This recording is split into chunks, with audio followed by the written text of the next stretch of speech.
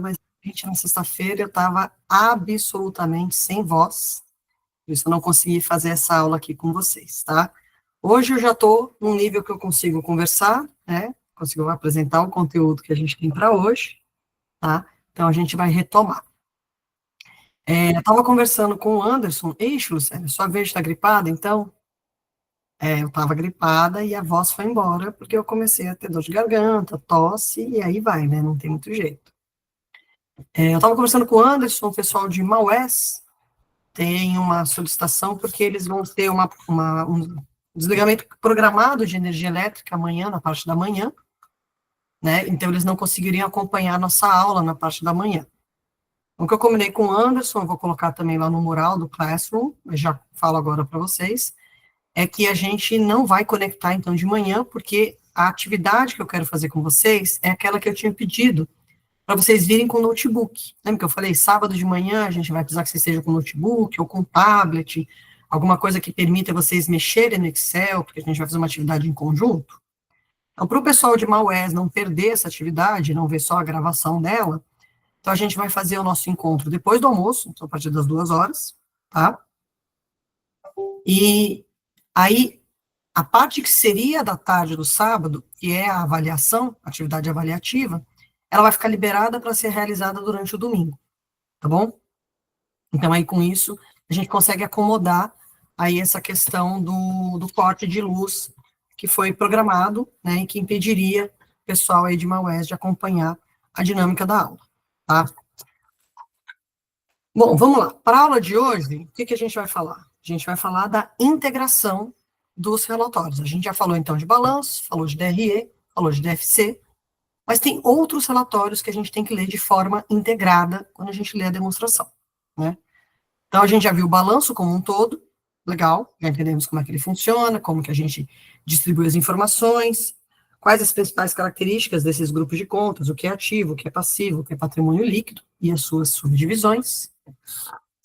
Nós também já discutimos sobre a DRE, o que é receita, o que é despesa, regime de competência, o que a gente considera, né, em cada momento ali, e como que a gente demonstra de forma mais dinâmica o que aconteceu de um período para o outro. A gente também falou do DFC e dos seus dois formatos principais, método direto e método indireto, né, como fazer os dois. Falamos que, inclusive, a questão principal está na diferença da forma como eu apresento o caixa das atividades operacionais, que vem ali de aberturas um pouquinho diferentes no método direto para o indireto, mas a parte de financiamento e investimento é absolutamente igual. E aí também é uma demonstração focada ali em mostrar especificamente o que aconteceu com o caixa naquele período, caixa equivalente de caixa. Agora está faltando, então, a gente falar de DVA, que é uma outra apresentação da movimentação do lucro do exercício. Então, a gente vai partir da mesma base de dados da DRE, mas vai fazer num outro formato, com outro objetivo. Falta a gente falar da DMPL, que é a demonstração que mostra o que houve de movimentações dentro especificamente do grupo do patrimônio líquido e todas as suas contas. E das notas explicativas, né? Que vai aparecer ali nas notas explicativas, tá? Começando, então, pela DMPL. Ela vem. Pode ser pela DMPL? Pode, né? Então, demonstração das mutações do patrimônio, ou seja, demonstração do que mudou nas contas que estavam dentro do patrimônio, tá bom? Então, quais são as perguntas que a DMPL ajuda a responder? Por que ela serve, né?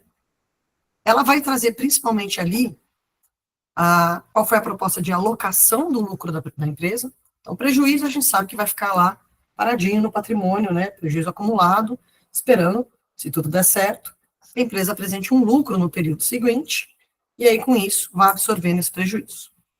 Agora, o lucro, ele precisa de destinação, ele precisa ser tratado, ou ele vira reserva de lucro, ou ele vira reserva de capital, ou ele é pago na forma de dividendos, tá? Então, a DMPL mostra esse movimento que acontece.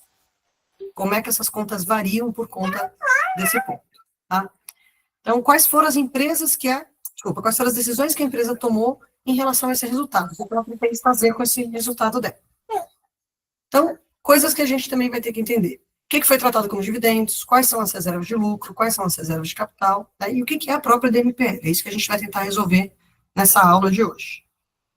Como eu falei, a principal questão ali do lucro é, vai virar uma reserva de lucro, ou seja, eu vou reter no patrimônio e vou aumentar o investimento que os acionistas estão fazendo, porque eles estão realocando o resultado do período na própria empresa, e ao não distribuir o lucro, a gente mantém, inclusive, o caixa disponível, né? Ou eu vou distribuir esse valor para os meus acionistas na forma de dividendos.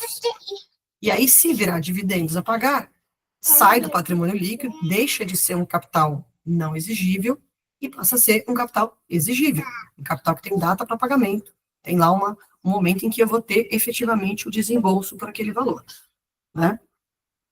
Então, quais são as opções que eu tenho em relação ao lucro, ao resultado positivo? Ou eu retenho, eu posso criar reservas, tanto de capital quanto de lucro, ou eu distribuo, pago dividendos, tá? E se for prejuízo? Bom, aí prejuízo a gente tem na lei 6.704, de 76, que ele fala lá no artigo 189, desculpa, parágrafo único, que o prejuízo será absorvido obrigatoriamente pelos lucros acumulados. Então, imagina que até o meio do ano eu tinha apurado o lucro, ainda não fiz a distribuição. Eu tive um lucro acumulado até metade do ano e depois, ao final do período, eu tive prejuízo. Primeira coisa que eu vou fazer é acumular, absorver parte desse prejuízo com esses lucros que já estavam acumulados. Depois, eu vou usar reservas de lucro para absorver esse prejuízo. E, por último, reserva legal, nessa ordem. O grifo é meu, tá? Esse grifo, esse negrito, ele não está no texto. Eu estou aqui fazendo para chamar a atenção. Então, existe uma ordem na forma como eu vou absorver o prejuízo.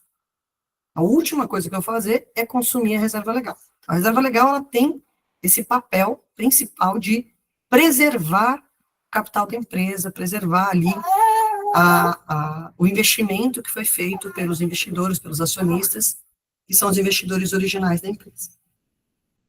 O que é essa reserva legal? Então, a reserva legal prevista em lei. Existem regras pré-definidas sobre como que essa reserva vai ser constituída, tá? Então, o que a lei diz? A princípio, você vai destinar para essa reserva 5% do lucro líquido antes de qualquer destinação. Então, lembra que a gente tinha ali, na DRE, depois do lucro líquido, a gente tinha as destinações, né, as participações? Então, esses 5% em cima do lucro líquido antes dessas destinações, tá? Mas existem limites, eu não vou estar... Imagina que é uma empresa que ela oferece lucro, ela apura lucro há muitos anos, imagina que todo ano eu vou lá e vou constituir 5% do lucro líquido como reserva legal. Em algum momento, a reserva legal ela vai ultrapassar o próprio capital integralizado. Então, a própria lei permite alguns limites. Tem 2 limites ali que podem ser considerados. Primeiro, que é obrigatório, eu tenho que parar de integralizar quando a reserva constituir 20% do capital social realizado. Eu posso ter capital social a realizar, né, aquela reserva de um valor que eu ainda vou integralizar, mas daquele capital social que já está realizado, a reserva legal bateu 20%, eu interrompo a sua constituição. Então, os próximos valores de lucro que eu apurar, eu vou ter que ir para outras destinações. Eu posso usar um segundo limite, né, um limite mais restrito, em que eu paro antes de constituir a reserva. Esse é facultativo, que é que eu vou considerar o seguinte: se eu somar o saldo de reservas legais mais as reservas de capital, não só a reserva legal, então eu vou acrescentar nessa conta as reservas de capital, essa soma, quando ela equivaler a 30% do capital social realizado, eu posso parar a constituição. Então, aí eu posso usar essa conta outra, né, que é reserva de capital, que tem outras finalidades. Então, para não ficar um valor gigante, né, em que eu vou tendo ali mais reserva do que até o próprio capital social, eu posso adotar esse limite. A lei permite isso, ok? Foco da reserva legal é preservar a integridade do capital social. Evitar que ele seja consumido por prejuízos, consumido por situações em que a empresa teve dificuldades momentâneas. e por conta disso você vai descapitalizando a empresa, tá? Bom, fiz a constituição da reserva legal, vou formando aquele bolsão, aquele valor, aquele saldo. Quando que eu posso utilizar ela? Duas situações. Eu posso reverter a reserva legal em aumento de capital, essa é a principal utilização que eu posso fazer, e aí eu volto a constituir novas reservas legais, estabeleci um novo limite aí para ser atingido, ou, como a gente acabou de ver, né, no artigo do slide anterior, para compensar prejuízos. Então, quando eu tiver prejuízo, a última coisa que eu vou fazer da hierarquia é usar a reserva legal, mas ainda assim ela está preservando a redução do capital social em si, tá? Então, eu consigo ali, por isso, garantir a integridade do capital social. Então, finalidade dela, proteger o capital social. Como que eu utilizo? Compondo os prejuízos, ou aumento o capital social e volto a constituir novos saldos de reserva legal. Ok? Mas essa não é a única destinação que eu posso dar para o meu lucro. É porque está limitado ali a 5% do valor. Então, vocês imaginam que sobra bastante coisa aí para constituir outras coisas.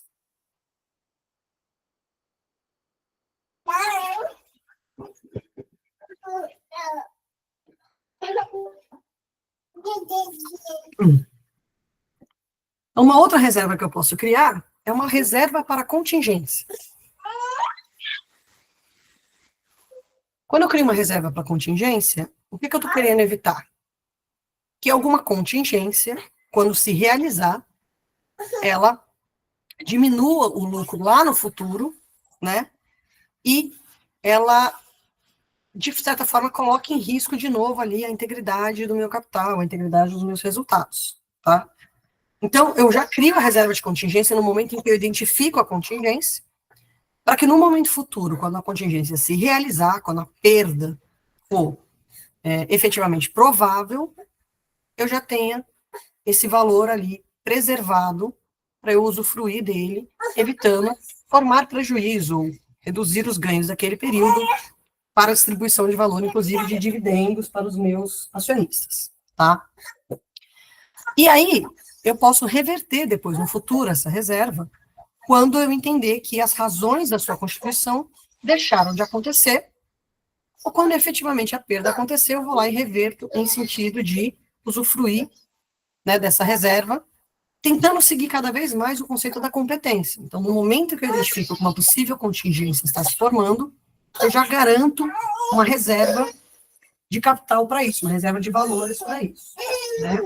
Então, lembrando que todo valor que é reservado no patrimônio líquido e não é distribuído aos acionistas, gera também uma reserva de caixa, né? Porque ao não distribuir os dividendos, eu não tenho desembolso. Então, esse é o principal foco aqui dessas reservas. Essa aqui é uma escolha da empresa, tá? A empresa identifica essa necessidade e ela cria essa proteção, né? E ela, claro, tem que ser votada em assembleia, tem que ser todos os acionistas têm que concordar, ou a sua grande maioria, ela tem as regras do estatuto para você constituir, porque você está deixando de distribuir lucro para o acionista quando você cria essa reserva.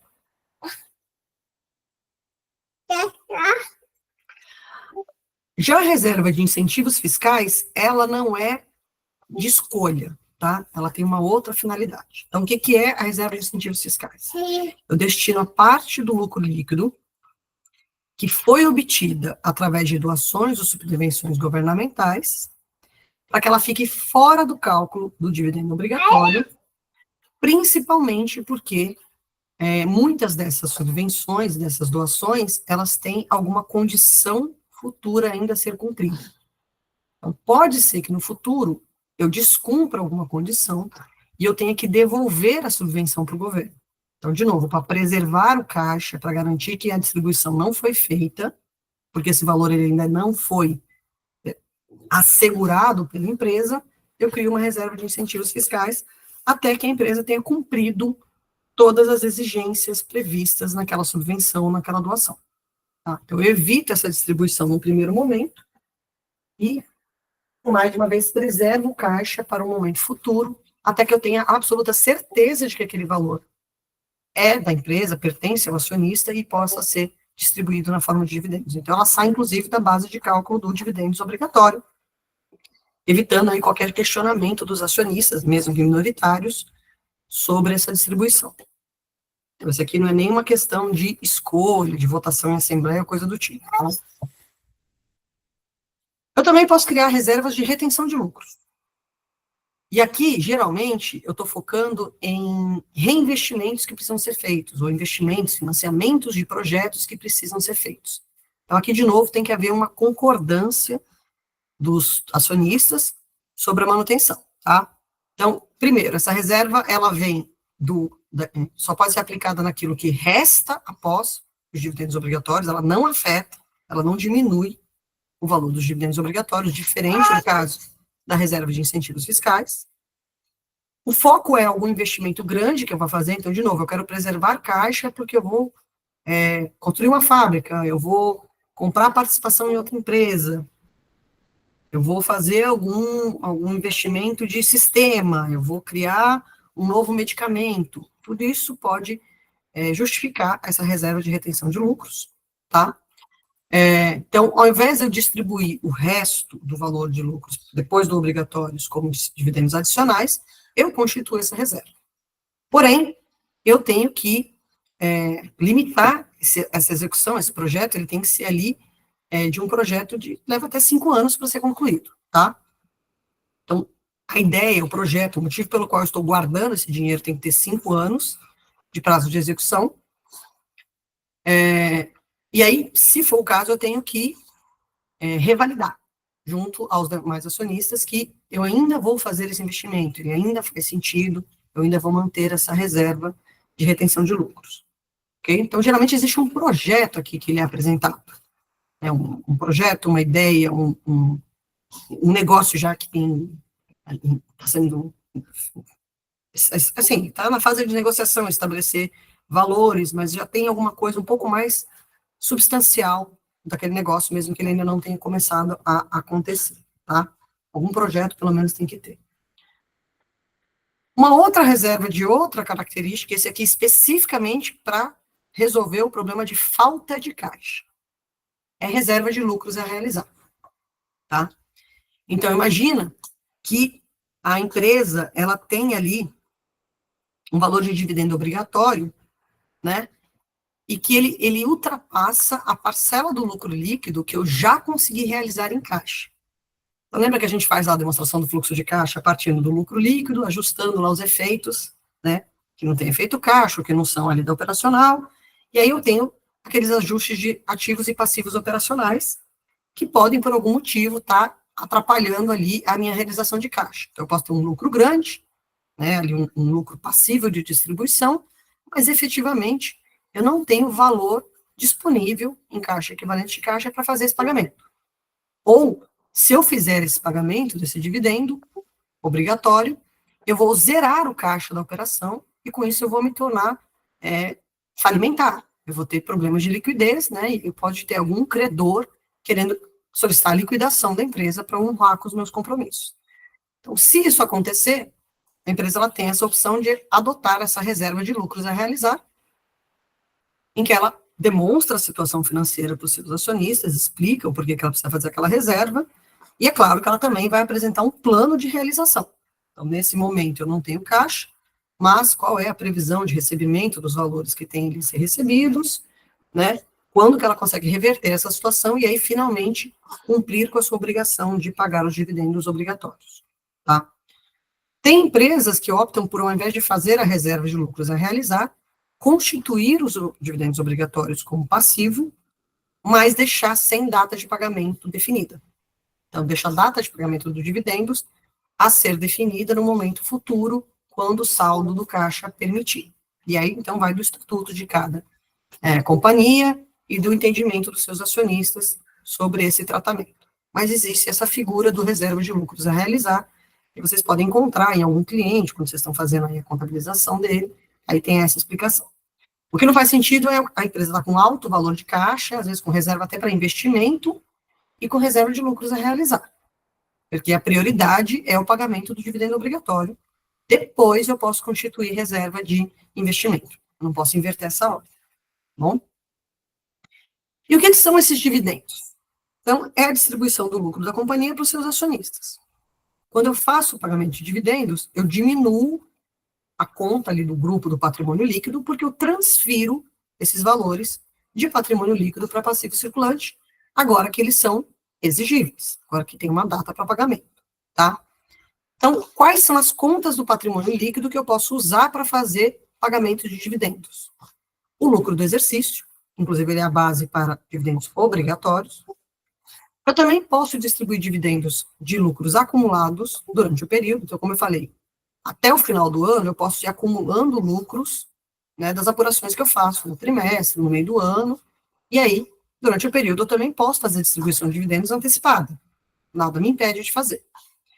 Eu posso reverter reservas de lucros e usar reservas de lucro para fazer pagamento de dividendos. E eu também posso, em alguns casos específicos, só para ações preferenciais, né, que tem todo um monte de regras específicas, usar das reservas de capital para fazer distribuição de dividendos para esses acionistas preferenciais, evitando que eles entrem numa condição de reverter as ações deles em ações ordinárias e aí alterar o equilíbrio de poder, de voto, dentro da minha gestão, tá? Eu estou falando o tempo todo de dividendos obrigatórios, mas o que eles são, então? Dividendos obrigatórios, né, eles têm um percentual fixo do lucro líquido estabelecido em estatuto, mas é claro que quando essa regra foi criada, alguns estatutos já tinham sido criados, e o estatuto pode ter sido omisso, pode não dizer qual é esse percentual mínimo. Quando o estatuto não diz, a lei diz que, então, a regra é 50%. 50% do lucro líquido ajustado. O que é o lucro líquido ajustado? É o lucro líquido do exercício, depois que eu tirei a reserva legal, depois que eu tirei a reserva para contingência, a reserva de contingência que eu criei, eu posso reverter alguma reserva de contingência de períodos anteriores, e eu também tiro lá a reserva de incentivos fiscais, tá? E aí eu chego no tal do lucro líquido ajustado. Aí, a partir do lucro líquido ajustado, 50% vai ser distribuído como dividendo obrigatório. Ah, e se a empresa decidir, então, revisar o estatuto, revisou lá o estatuto e fixou depois um percentual. E aí, então, ela foi obrigada a fixar em valores mínimos de 25% do lucro líquido ajustado. Então, apenas empresas que foram constituídas depois, que são constituídas agora, é que podem fixar um percentual menor do que 25%. Mas, normalmente, as empresas acabam adotando como base 25%, até para ter o interesse dos investidores em investir na empresa e garantir que uma boa parte do lucro vai voltar para a administração deles, para eles decidirem se querem reinvestir na empresa, se querem investir em outros negócios, né? Elas voltam a ter controle sobre esse valor e fica à disposição do acionista. Bom, vamos falar um pouquinho das demonstrações das mutações do patrimônio líquido. Então, é também uma demonstração, de certa forma, dinâmica, porque ela vai mostrar a variação dos saldos. Então, eu começo a demonstração com um saldo de patrimônio líquido, aberto nas suas diversas contas, capital social, reserva de capital, reserva de lucros, possíveis ajustes de avaliação patrimonial, ações de cidadania, posso ter também prejuízos acumulados. E aí, eu vou mostrar, desse saldo inicial, como que cada uma dessas contas se movimentou para chegar no novo saldo de patrimônio líquido, ao final do período que eu estou ali preparando as demonstrações, tá? Então, o que a DMPL faz? Ela mostra essa movimentação que acontece nas contas, inclusive dentro do patrimônio, entre contas do patrimônio, tá? Então, ele indica esse fluxo de uma conta para outra, indica, então, a origem do valor que foi acrescido, ou a diminuição do patrimônio líquido, né? Ela traz algumas informações que estão vindo ali complementar a interpretação do que a gente já tinha de balanço e de DRE, ajuda a gente a entender como é que faz essa ligação, inclusive fazendo a ligação direta entre o lucro líquido e como que esse lucro líquido alimentou meu balanço.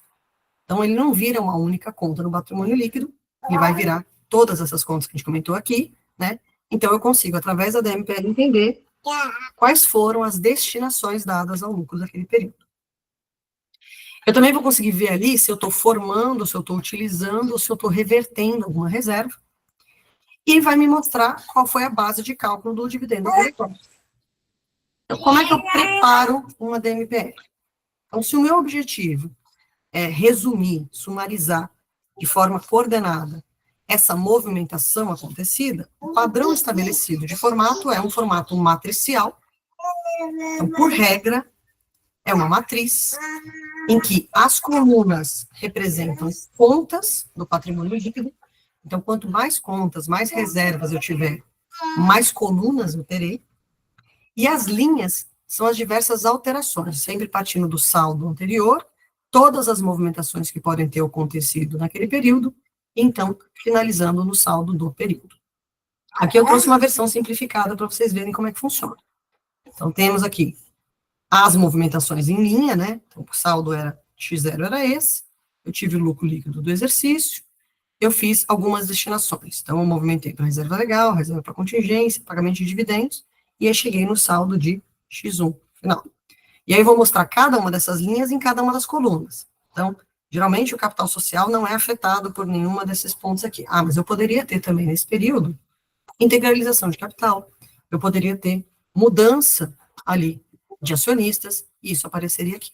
Reserva legal pode ter movimentação ou não, reserva para contingência, lucros e prejuízos acumulados, e no final, as somas aqui tem que fechar, tá?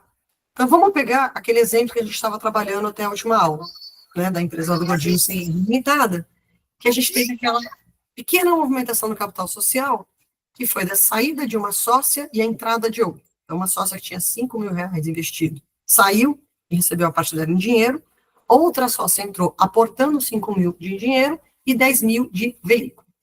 Então, como é que a gente demonstraria isso na DMPL dessa empresa? Então, nesse caso aqui, a gente só tem uma conta com saldos, né? Mas a gente acaba preparando, né, as outras colunas, porque a princípio, em algum momento, a gente vai passar a ter reserva legal e reserva de lucros. Né? Nesse mês de março, ainda não tivemos. Então, a gente tem o saldo no início de março, que era de 50 mil. A gente tem a saída de uma sócia, de 5 mil.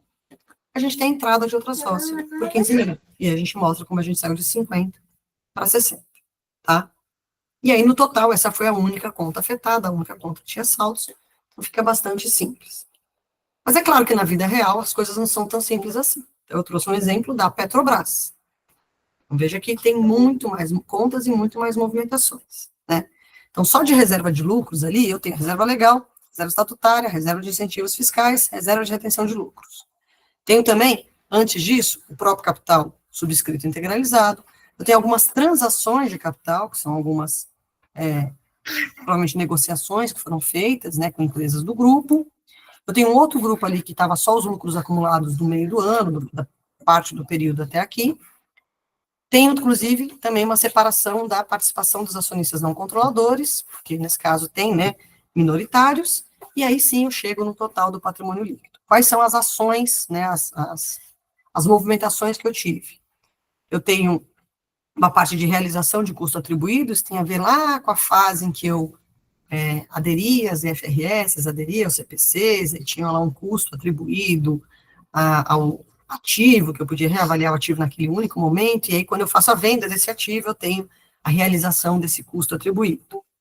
Tenho também ali as transações de capital, tenho o resultado do período, eu tenho outros resultados abrangentes, provavelmente aqui alguma coisa de valor justo que eu estou reconhecendo, alguma variação cambial que ainda não transitou pelo resultado, tem resultados abrangentes, e eu tenho dois tipos de destinação: absorção de prejuízos com reservas e dividendos, um pagamento de dividendos que ele tem ali. Então, ele deve ter tido um período de prejuízo, depois um período de lucro, por isso que fica aí esse movimento de 2016.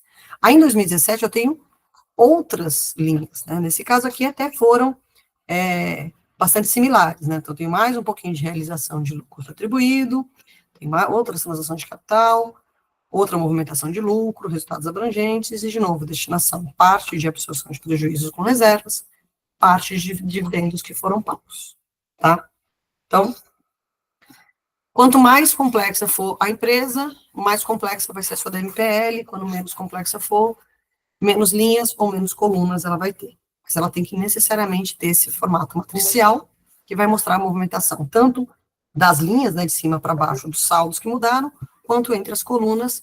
Vocês vão ver que tem valores que se anulam dentro da própria DMPL, porque são transferências entre contas, tá bom?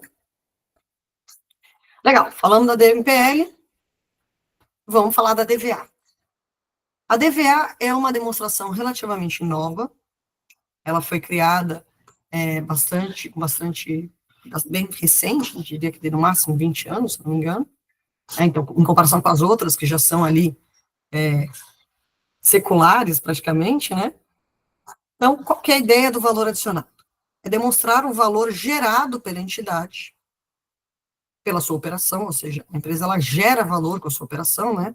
Dentro de uma cadeia produtiva, o produto, ele vai, quanto mais vai sendo processado, vai passando pela cadeia, mais valor ele vai sendo agregado. Então, é isso que essa demonstração quer demonstrar. E ela quer ver a distribuição desse valor que foi agregado entre 4 agentes diferentes, entre 4 grupos diferentes. O governo, na forma de impostos, os salários, ou seja, através da folha de pagamento, as pessoas que foram diretamente beneficiadas, juros, né, valores que foram pagos ali para terceiros, e remuneração do capital, que é o que a DRE foca, que é como que a parte que vai para o acionista, que é o lucro líquido. Então, a DVA, ela pega, na verdade, ela amplia essa visão. Se a DRE tem uma visão muito focada no acionista, no capital, a DVA, ela traz uma visão um pouco mais abrangente. Lembrando que ela não é obrigatória para todas as empresas, apenas para as empresas de capital aberto. Bom, qual que é a ideia de valor adicionado, então? A ideia aqui é que existe uma riqueza que é gerada por uma empresa, né? Se eu considerar o valor das vendas, das operações de uma empresa, menos o quanto custou, porque esses valores vieram de outras empresas, a gente entende que existe um valor adicionado. Então, eu trouxe aqui uma cadeia bem simples, né, de confecção. Se a gente pensar aqui em confecção, já é, que seja de camiseta, uma roupa de qualquer tipo, tá? Então, qual é a cadeia de valor? Qual é a sequência de empresas que estão envolvidas nessa geração de valor? Ela começa lá na primeira unidade produtora, que é a unidade produtora de algodão. Então, a primeira coisa que você tem é um produtor agrícola, agricultor de algodão. Aí a receita dele vai ser, como é o primeiro step da cadeia, vai ser ali o curto do algodão. E ele, a princípio, ele produziu do zero. Plantou algodão, colheu algodão, então o custo de terceiros dele não tem. Ele é o primeiro elo da cadeia, tá? Então, ele adicionou R$ 11 nessa cadeia. E aí ele vendeu esse algodão para uma indústria têxtil. Essa indústria têxtil, ela vai manusear esse algodão e vai transformar em tecido. Então, primeiramente, ela vai transformar provavelmente em fio, né, vai passar por um processo de fiação, depois essa fiação vai virar uma trama e vai virar um tecido, tá? E aí esse tecido é vendido por R$ 14. Só que se ele foi adquirido por 11, então o valor adicionado nessa operação são R$ 3. Aí esse tecido é vendido para uma indústria de confecção, ela vai pegar esse tecido e vai preparar ele na roupa que vai ser vendida, vamos supor que seja a camiseta. Então ela vai cortar o tecido, vai costurar e vai vender a camiseta por 18. Poxa, mas para vender essa camiseta por 18, ela já tinha comprado ali o tecido por 14. Então o valor adicionado nessa indústria de confecção foi 4.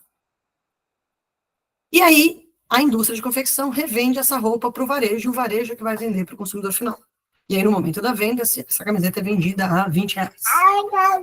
Mas aí ela foi adquirida por 18. Então, o valor adicionado pela empresa varejista foi R$ 2. A DVA quer explicar esse valor adicionado. Como que esse valor adicionado foi distribuído nesses 4 grupos que eu comentei com vocês. Então, entre pessoas que foram a força de trabalho, capital de terceiros, ou seja, recurso que veio de fora, capital próprio e governo. Como é que cada um desses 4 grupos recebeu parte da riqueza que foi gerada por aquela indústria, tá? Qual que é a estrutura proposta pelo DVA? Antes disso, alguém aqui já viu DVA, já montou DVA? Ou é a primeira vez que está tendo contato com essa demonstração?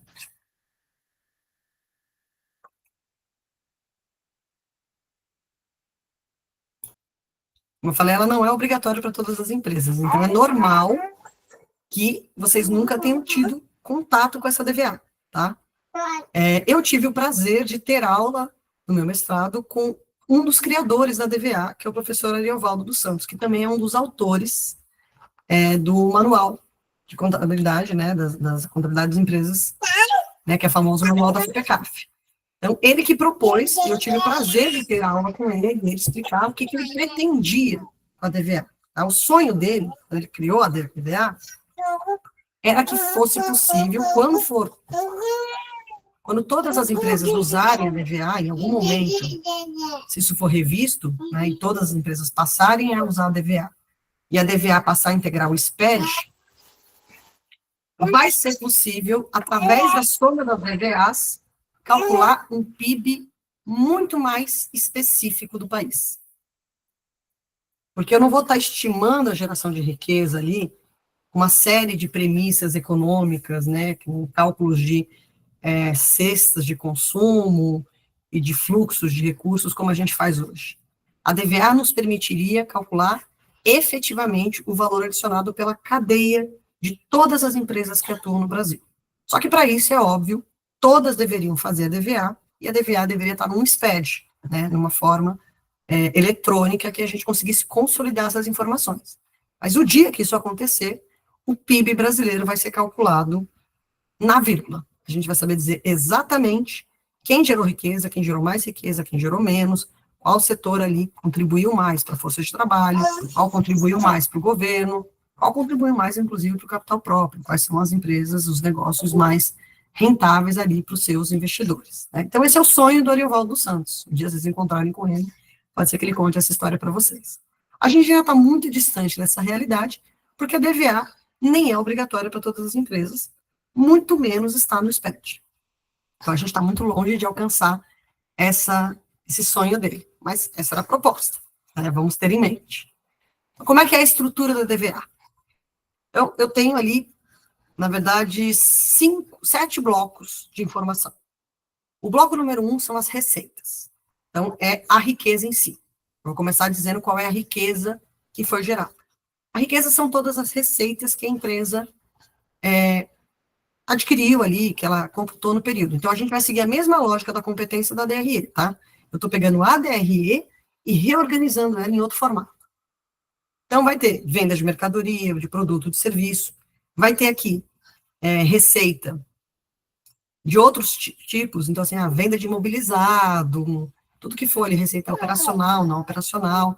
Receitas relacionadas à construção dos meus próprios ativos. Né? Então, eu posso ter ali algum valor, porque eu fui criando ativos próprios, então fui constituindo ali ganhos, né? Inclusive, reversão e constituição ali de crédito e liquidação duvidosa, ele também vai influenciar esse valor da receita. Então, quando eu reverto, vou aumentar o valor, e quando eu constituo, eu vou abater aqui do meu valor, tá? Então, isso vai me dar o bloco das riquezas a serem distribuídas ali, né? Então, as riquezas da empresa. Depois, eu vou somar nesse valor o que entrou de terceiros, tá? Então, qual é o valor ali que foi adicionado? Então, vai ter o custo dos produtos que eu comprei, das mercadorias, dos serviços que foram vendidos. Eu vou somar nessa riqueza dessa cadeia aqui todos os materiais, matérias-primas, energia, serviços de terceiros que eu consumi. Também, claro, vou fazer alguns ajustes ali relacionados à perda ou recuperação dos meus ativos e alguns outros pequenos ajustes para chegar nesse valor adicionado bruto, que é receita menos esses insumos. Então, eu vou aqui ter a noção mais geral de qual foi o valor. Então, aqui é a camiseta, né, menos o custo do tecido. Então, a camiseta está lá na receita, a camiseta que eu vendi para o varejo, o custo do tecido está aqui nos insumos. Essa que é a ideia que tem aqui, tá? Mas é claro que vão ter outras questões que vão adicionar alguma complexidade, algum ajuste nesse caso. Então, a gente vai ter esse primeiro valor adicionado bruto, que é receitas menos insumos de terceiros. E aí, depois, a gente vai ter consumo da minha própria capacidade produtiva, através ali da depreciação, amortização e exaustão. Então, quando eu usufruo das máquinas, dos equipamentos, do intangível que eu constituí, eu vou reduzindo a riqueza, né? Então, eu estou consumindo parte da riqueza ali que estava disponível, eu já consumi ela. Então, quando a gente subtrair essa depreciação, amortização e exaustão, a gente vai chegar nesse que é chamado valor adicionado líquido produzido pela entidade. Então, aqui vem o que a empresa criou de valor dentro dela. Mas eu posso ter valores que foram somados ali, que vieram a fazer parte do meu resultado, mas que não foi criado dentro da entidade, não foi criado pela entidade, mas por alguém com o qual ela tem relação. Então, eu vou fazer esse valor recebido em transferência. O que vai entrar aqui? Basicamente, equivalência patrimonial, ou seja, a riqueza que foi gerada nas empresas onde essa empresa investe, e receitas financeiras. Então, eu peguei o valor e apliquei financeiramente, fiz uma aplicação financeira. Claro que isso vai gerar uma receita para mim, mas não é uma receita que eu, como empresa, produzi. Eu não produzi esse valor. Eu recorri ao mercado, o mercado produziu riqueza e trouxe de volta. Está discordando de mim ou está concordando, menino? Está concordando? É? Então, essa receita financeira, receita de juros que eu recebo nas minhas aplicações, ela está relacionada a essa riqueza que foi produzida fora da empresa, mas foi recebida na forma de transferência, tá? E aí eu vou chegar nesse item 7, que é valor total adicionado a distribuir.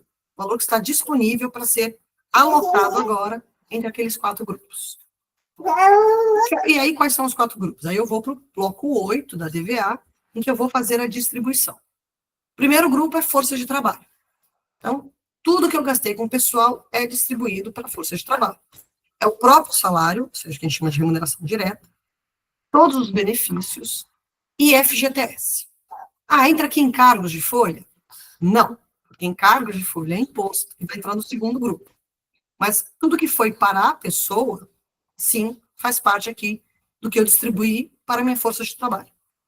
Remuneração direta, benefícios e FGTS.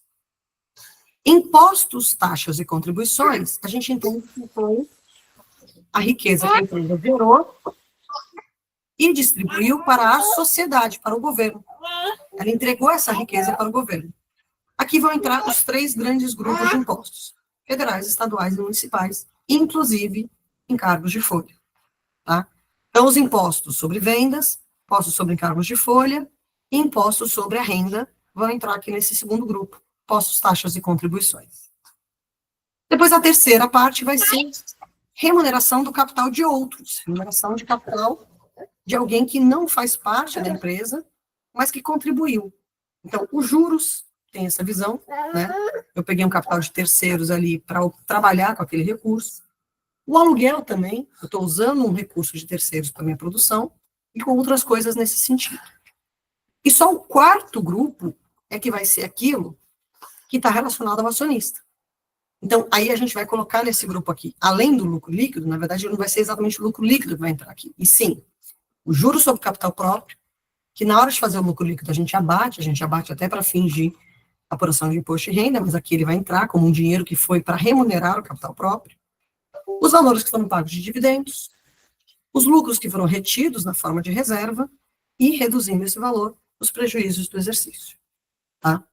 Então, essa é a estrutura, é assim que foi proposta, a DVA, e eu trouxe aqui no nosso exemplo, que a gente estava fazendo da empresa, como é que ficaria ali. Na verdade, no nosso exemplo não, porque a nossa empresa ainda não teve receita, né? Mas, hipoteticamente, se a nossa empresa tivesse receita, era isso que a gente ia fazer. Então, essa aqui seria a DRE, o ponto de partida, tá?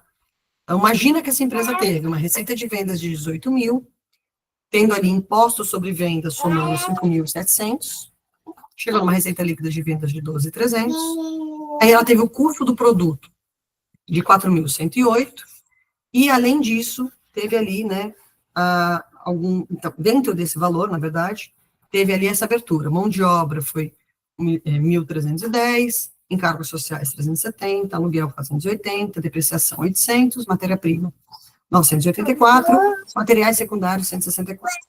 Eu preciso dessa abertura do custo nesses diferentes grupos para conseguir depois fazer a distribuição, tá?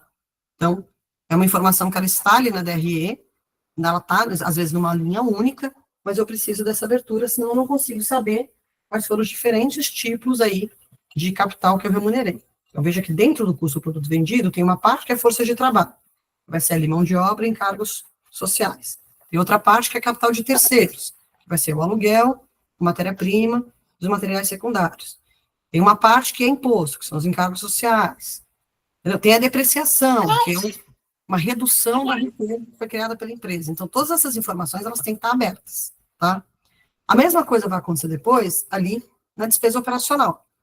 Então, eu tenho um total de despesa operacional, mas eu tenho que saber daquilo. O que foi mão de obra, o que foi encargo, o que foi aluguel, o que foi depreciação, o que foi provisão. Porque cada uma dessas linhas vai ter um tratamento diferente na minha DVA. E aí eu vou chegar num lucro operacional de 5.742. Além disso, eu tenho equivalência patrimonial de 300, receita financeira de 200.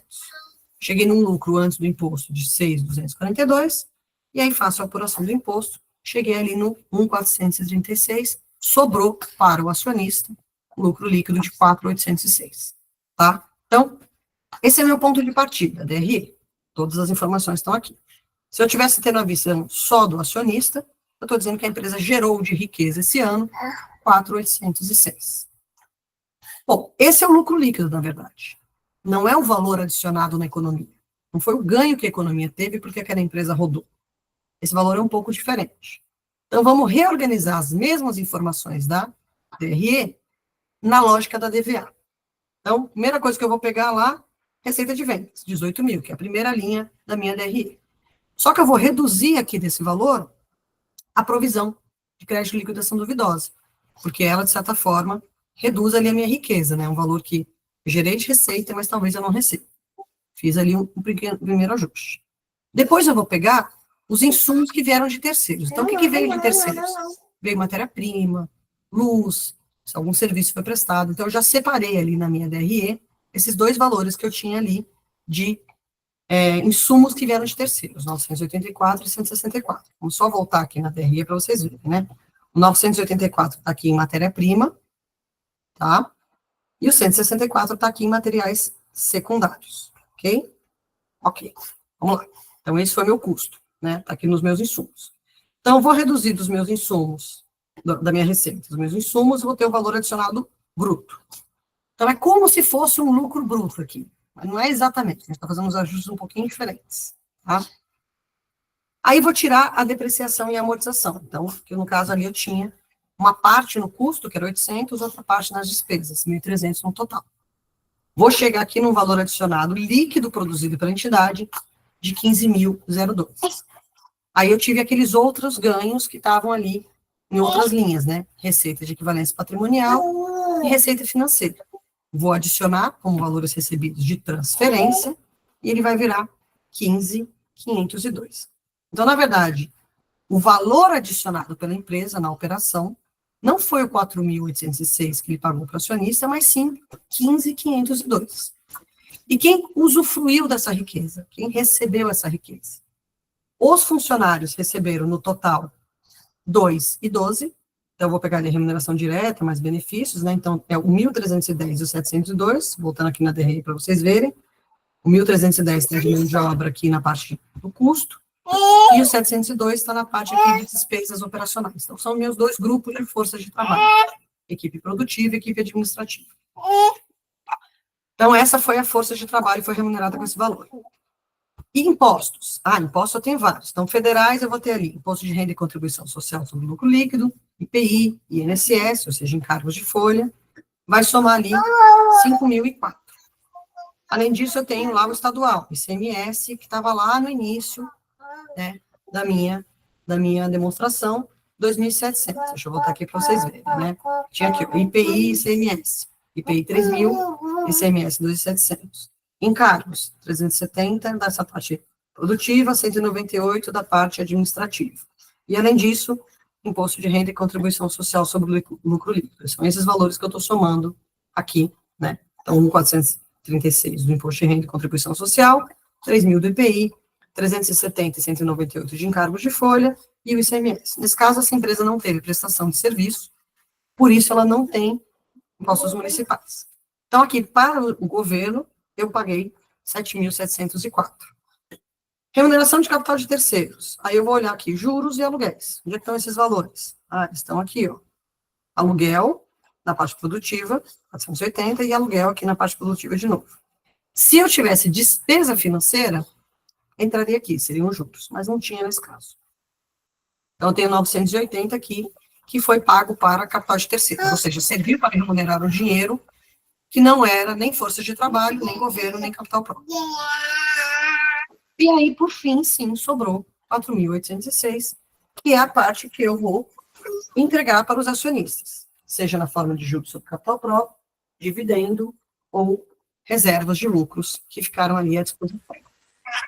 Então, se a gente pegar, na verdade, a riqueza real gerada pela empresa, que é o valor que ela gerou de receita, menos o que ela já tinha recebido de custos vindo do mercado, ela gerou 15.502 e distribuiu dessa forma aqui, quase 50%, né, arredondando aqui, 50% do valor da riqueza gerada foi para imposto, foi para o governo, ou seja, de alguma forma voltou para a sociedade, 31% remunerou o capital próprio, então o segundo maior beneficiário da riqueza criada pela empresa foi o dono, o terceiro maior beneficiário foi a força de trabalho, foram as pessoas que trabalham na empresa, e por último, a remuneração de capital de terceiros, tá? Então, isso aqui também serviria para as empresas até verificarem ali a questão da carga tributária. Qual o tamanho da carga tributária? Eu posso dizer que, nesse exemplo aqui, a carga tributária foi de 50% das operações da empresa. 50% de toda a riqueza gerada pela empresa, todo o valor adicionado por ela na operação, foi destinado a imposto, nos seus diversos formatos. Direto, indireto, encargos. Então, 50% foi para impostos. Tá? E ali, a remuneração do capital próprio acabou ficando em segundo lugar, levou só 1/3 da riqueza que foi gerada. Então, esse era o objetivo, era o propósito ali da visão do professor Ariovaldo quando ele propôs a DVA. Né? Ele acha que em algum momento as pessoas vão gostar, vão começar a se acostumar a usar a DVA e vão adotar espontaneamente, inclusive, mesmo para as empresas que não são obrigadas, talvez haja um interesse em fazer essa adoção. Né? A estruturação ela é relativamente simples, ela é bem facilmente puxada das informações da DRE, eu preciso de algumas aberturas mínimas ali, e eu consigo fazer essa alocação, tá? Legal. DVA era isso. Dúvidas sobre DVA, já que foi a primeira vez que vocês viram. Deixa eu até voltar aqui no bloco 8. Aqui. Eu acho que as empresas não aderem, Michele, porque a maioria delas empresas não sabe que ela existe. Pelo menos pelos administradores do negócio, os administradores não sabem que existe essa DVA. É uma coisa que ninguém viu na faculdade, que não vê no dia a dia dos negócios. Entre os contadores, a gente está vendo aqui que também ela não é tão comum. A gente passa, né, por ela na faculdade e fala, mas nunca vou usar, porque ela não é obrigatória para empresas de capital fechado. E você vê, a grande maioria, né, do ecossistema de empresas no Brasil são empresas que não são obrigadas a fazer DVA. Então, esse é um assunto que passa batido. Né? Agora, cabe a nós aqui, embaixadores da contabilidade. Olha, Ronaldo, eu não vou cobrar isso especificamente na prova, né? Primeira vez que vocês estão tendo contato, mas eu acho que vale a pena se aprofundar nisso depois, por curiosidade, ler lá toda a explicação de como é que ela é feita, ela tem lá um pronunciamento que explica ela, então, estudar ela um pouquinho, ver algumas empresas que publicam, né, olhar ali com um outro olhar, né, da DVA agora, já como uma demonstração que pode trazer coisas bastante interessantes.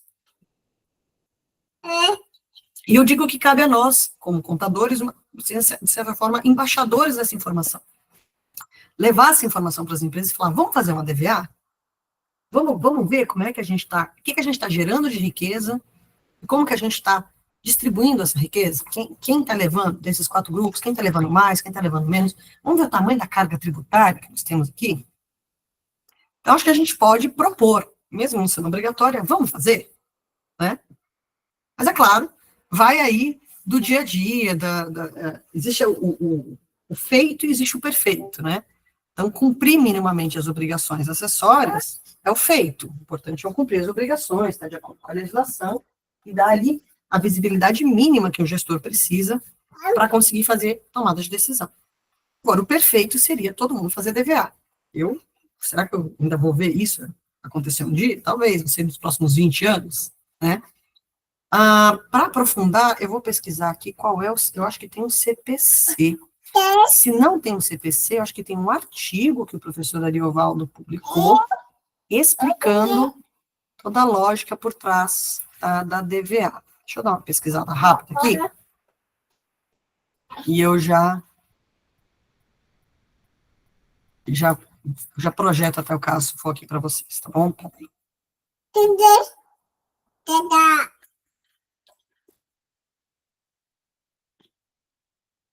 Vamos ver aqui um Google rápido, ver o que a gente descobre sobre DVA.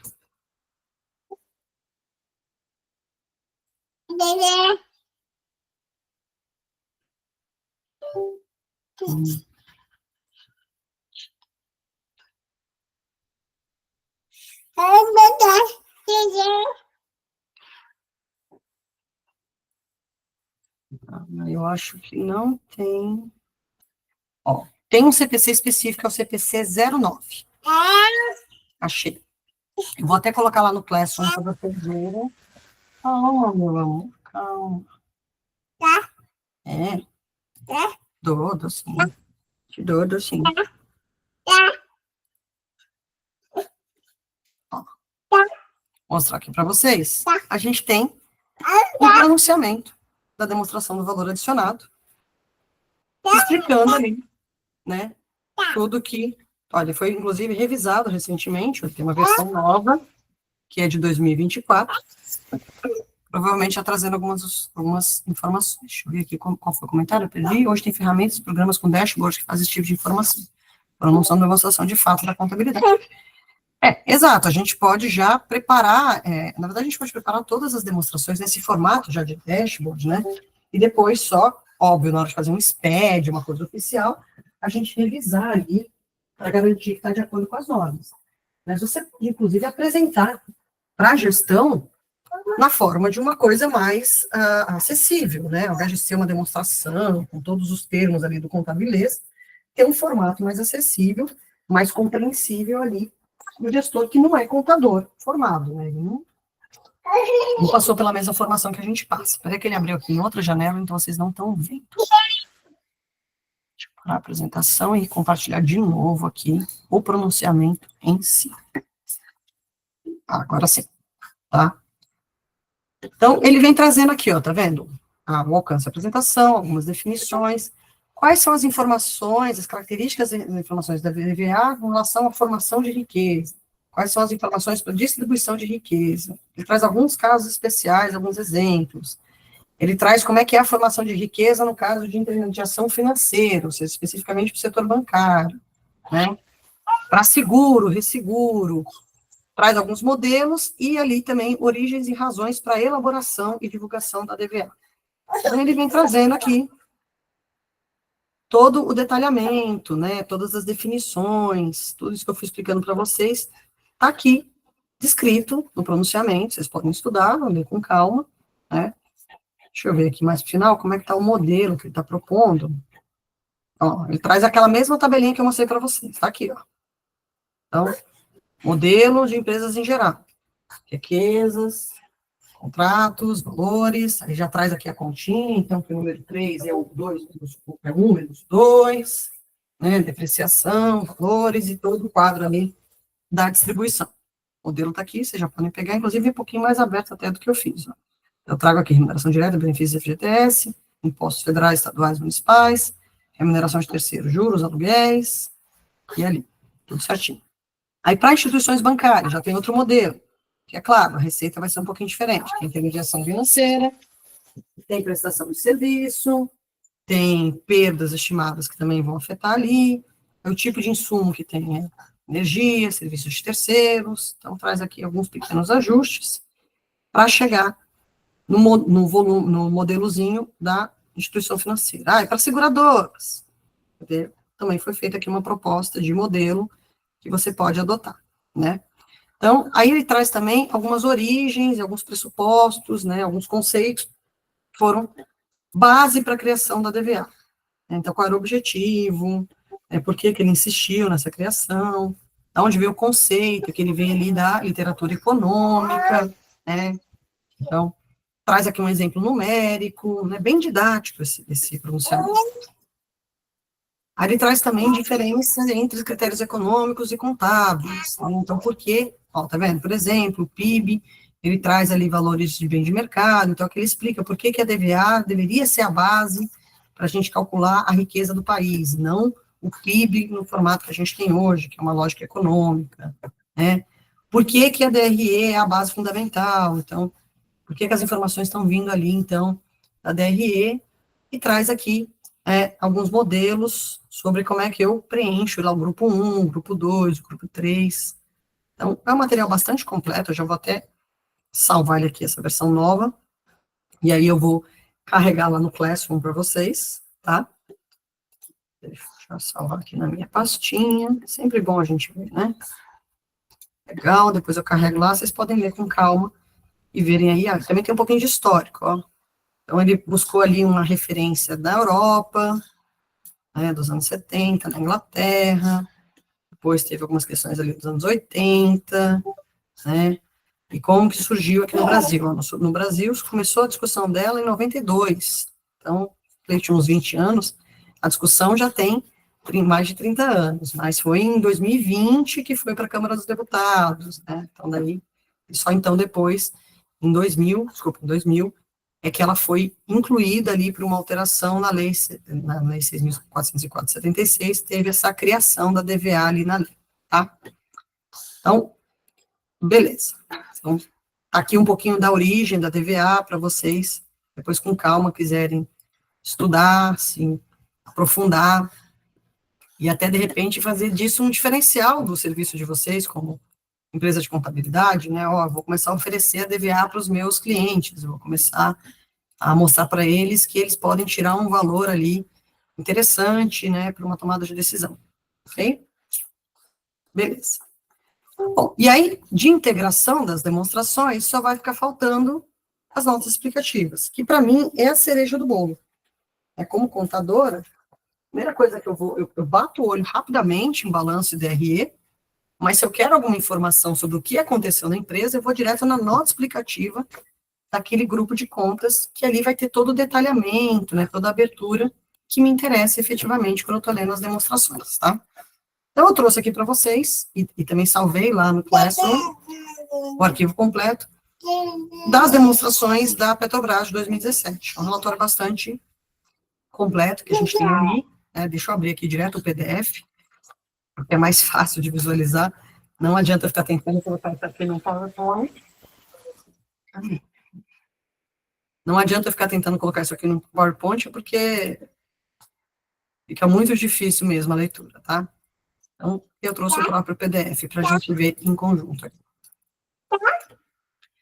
Então, quem aqui já viu uma demonstração completa, assim, um documento como esse aqui que a gente está falando da Petrobras? Alguém já tinha lido uma demonstração, baixado uma demonstração? Também não? Então, isso aqui é muito fácil, gente. Se vocês digitam no Google o nome da empresa que vocês querem, relações internacionais, desculpa, relações com investidores ou relações institucionais, e geralmente vai aparecer o site onde você consegue baixar ali as demonstrações completas, tá? Deixa eu só ver se eu consigo tela inteira. Acho que esse é o melhor que eu consigo aqui em termos de visualização, tá? Sabe que não. Não, converte não, não. Tá. Começa a converter não, pelo amor de Deus, eu vou levar um tempão. Deixa eu ver se eu tenho aqui um F11. Vira a tela cheia, não vira. Vamos trabalhar com esse formato mesmo que a gente tem aqui. Ctrl L?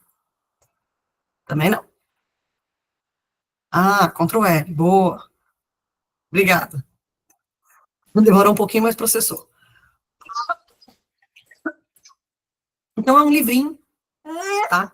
Geralmente, ela é impressa, inclusive, num formato de caderno, com encadernação de brochura, né, de espiral, mas também é publicado em PDF no site, na parte de relação com investidores. Tá? Então, aqui tem um índice do que tem dentro desse relatório. Esse relatório tem mais de 156 páginas, é bem completo. Ele começa com as demonstrações obrigatórias, então ele vem ali com balanço patrimonial, DRE, DRA, fluxo de caixa, mutações do patrimônio e DVA, e depois ele vem com as notas explicativas.